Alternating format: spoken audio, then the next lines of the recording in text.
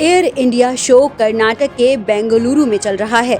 इसकी शुरुआत 3 फरवरी को हुई थी और 5 फरवरी को इसका समापन होगा।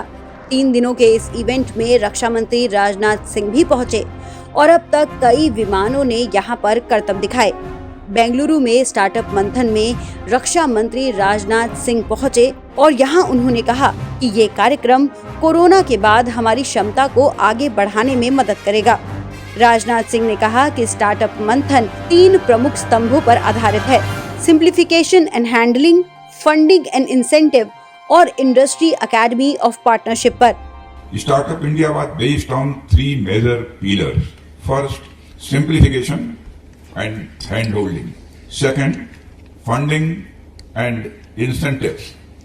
And third, incubation and industry academy of partnerships.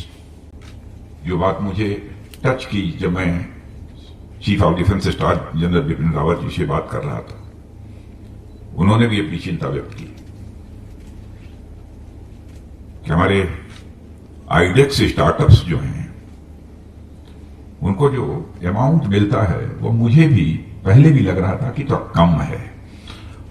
और मैं ये कहूंगा कि सेक्रेटरी डिफेंस प्रोडक्शन और डिफेंस सेक्रेटरी ये देखें कि कुछ न कुछ ये बढ़ना चाहिए, मुझे बहुत ही कम लगता है।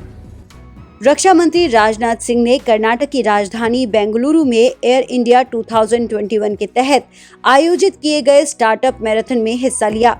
इस दौरान रक्षा मंत्री ने कहा कि हमारी सरकार पूरी तरह से सचेत है कि रक्षा विनिर्माण क्षेत्र में स्टार्टअप्स को लाने की अति आवश्यकता है। उन्होंने कहा कि इसी लक्ष्य को ध्यान में रखते हुए निजी उद्योग के साथ साझेदारी करते हुए कई कदम उठाए गए हैं। रक्षा मंत्री राजनाथ सिंह ने इसके साथ साथ कहा कि इंडिया स्टार्टअप चैलेंज DISC में कम से कम इस बार 1200 स्टार्टअप और इनोवेटर्स ने भाग लिया है।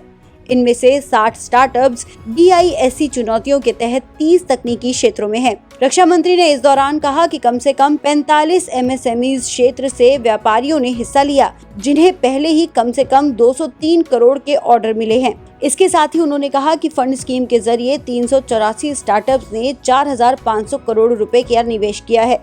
उन्होंने कहा कि हमारी अर्थव्यवस्था जल्द ही स्टार्टअप द्वारा संचालित होने जा रही है। गौरतलब है कि एशिया के सबसे बड़े एयर शो जो भारत में 3 दिन के लिए आयोजित किया गया है, उनमें अब तक कई मेड इन इंडिया विमानों ने करतब दिखाए और DRDO ने कई सारे उत्पादों को पेश किया।